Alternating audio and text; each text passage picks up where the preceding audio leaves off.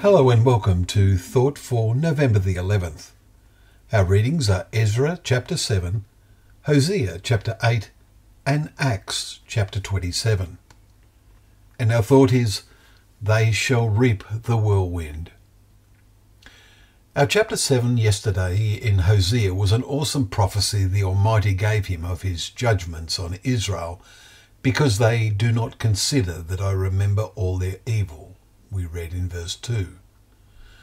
God remembers, and we are commanded to do the same.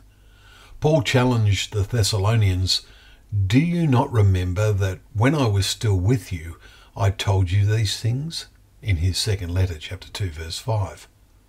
We do not have Paul visiting us, but we should have God's word in our hands every day. We read today in chapter 8 that they cry, "My God, we, Israel, know you." But what is it to know God in the Bible sense?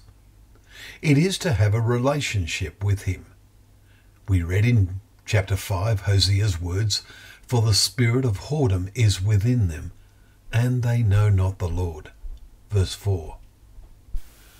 Sadly, we fear that can be said today of many who like to think they are Christian. Let us make sure that this is not the case with us.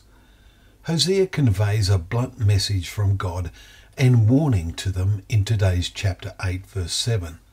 "For they sow the wind, and they shall reap the whirlwind." What they sow is talk, just words.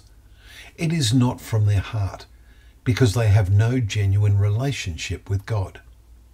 Israel is as a useless vessel, we read in verse 8, and that is why they are about to reap the whirlwind. What is our world about to reap? There is a strange and awesome comparison with this in our chapter 27 in Acts today. They are about to reap the whirlwind, but the presence of Paul saves them.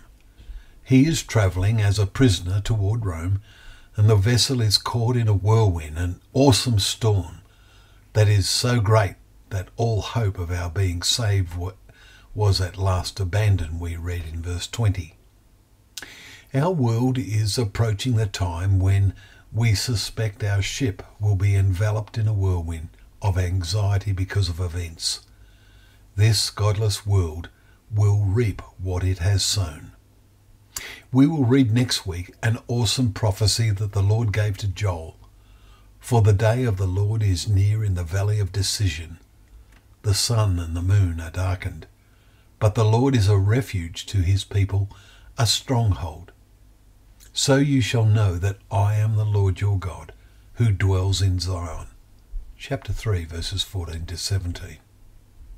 As our world reaps the whirlwind of God's judgments, let us have faith that we have a stronghold, a place of refuge, because we are his people. It may even be the lot of some of us to be like Paul on the way to Rome, who, as we read today, was told, "Do not be afraid, Paul. You must stand before Caesar. And, behold, God has granted you all those who sail with you.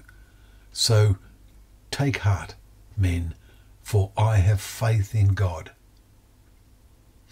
Well, thank you once again for joining us for Thought for the Day, where together we can open up the pages of God's Word, knowing that that Word is a lamp to our feet and a light to our path.